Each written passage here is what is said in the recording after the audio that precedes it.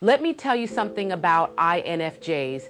We don't reminisce, we excavate.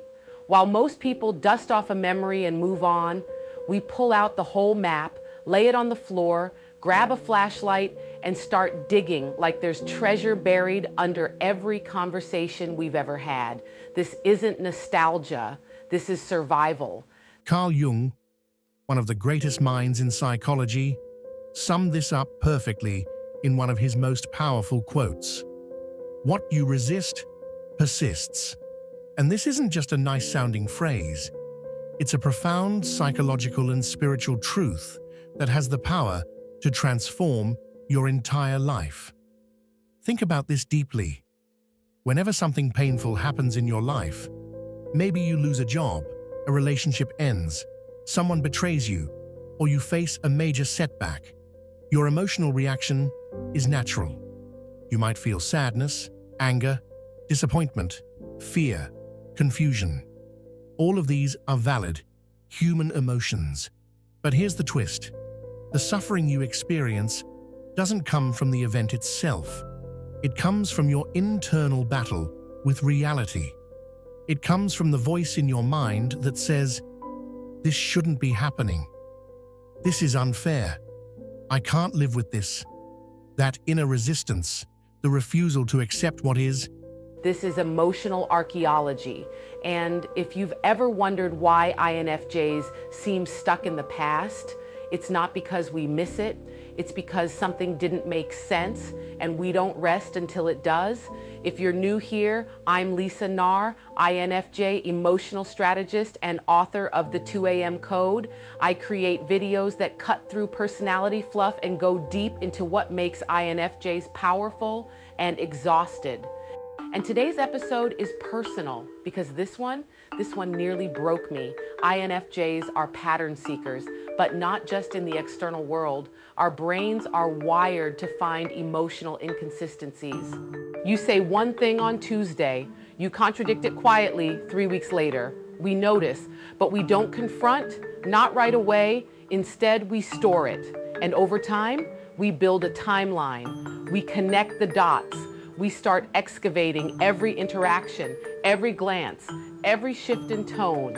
And when we finally understand the real story, we don't feel victorious, we feel wounded, because emotional archaeology doesn't uncover artifacts. It uncovers truths people tried to bury. Still think INFJs are too sensitive?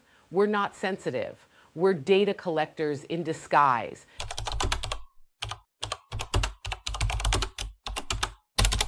Suffering doesn't come from what happens to you. It comes from your resistance to it. If you want to break free from the endless cycle of emotional pain, the first thing you need to understand is a brutal and often overlooked truth. Suffering is not caused by events themselves, but by your resistance to what is. Most people go through their entire lives without ever realizing this. They remain trapped in a perpetual state of inner turmoil, constantly reliving the same pain over and over again, completely unaware that they are the ones keeping the suffering alive. Here's what people don't understand. We don't stay in the past because we're stuck.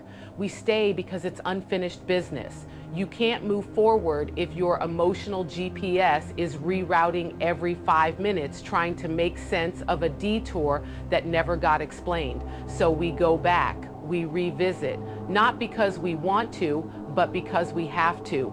Closure isn't optional for INFJs, it's neurological. Have you ever reread an old text and suddenly felt the exact pain you felt years ago? Not just remembered it, felt it? Welcome to the INFJ experience.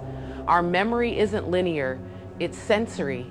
We remember the temperature of the room, the tension in our jaw, the guilt we didn't express, the apology we never received, and then people say, "Why are you bringing up old stuff?" Because it's not old to us. It's active, it's loud, and if we don't revisit it, it'll bleed into everything new. This isn't overthinking. This is emotional time travel with a purpose. Let me tell you about a time I tried to ignore the signs.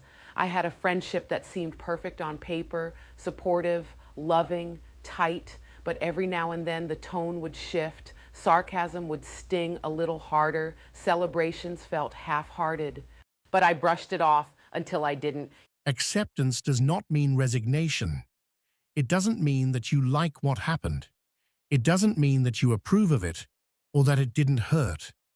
Acceptance simply means that you stop fighting with reality. You stop pouring your energy into an unwinnable war. You stop resisting what already is. Instead, you take that same energy and redirect it toward the only thing you truly have power over, your response. And when you finally accept what has happened, truly accept it, something incredible begins to unfold. Years later, something cracked open that forced me to go back through every moment, every subtle dig, every backhanded compliment, and when I pieced it all together, it wasn't a friendship, it was emotional erosion. And I knew if I didn't dig it up and face it, I'd carry it into every future bond. So I did the excavation, and when I was done, I grieved it for real for the first time. Emotional archaeology is both our power and our prison, because while others walk away with a shrug, we walk away with a map and a mission. It's exhausting, yes, but it also means we learn, we grow, we evolve, and if we're wise, we build boundaries instead of walls. If this hit home, you're not alone. If you truly want to end the cycle of emotional pain, the very first step is to recognize the pattern you've been unconsciously living. You need to bring it into the light. Start by asking yourself a few deeply honest questions. What has been the dominant emotion in my life? Rejection, abandonment, betrayal, frustration, fear? What kind of relationships or situations do I keep attracting? What story am I telling myself about who I am and what the world is? When you answer these questions truthfully, something incredible happens. You begin to realize that the suffering you've been experiencing hasn't been coming from the outside. It's been coming from within you. You've been projecting it onto the world, again and again, without realizing it. And that is the moment when everything starts to change. Breaking the cycle of emotional pain doesn't mean you'll never feel sadness, anger, or frustration again. Those emotions are part of being human. But what it does mean is that you'll no longer be a prisoner of a hidden pattern that controls you without your awareness. Because the moment you become conscious of your unconscious programming, you stop being its slave. Drop a comment with one sentence. I dug up the truth when, let this be your first unburial. Subscribe if you're ready to stop being emotionally polite and start being emotionally powerful. Next video, we're going even deeper. The INFJ rewrite how we tell stories that protect everyone but us. Because sometimes we don't just rewrite history for others, we rewrite it for ourselves. Stay tuned.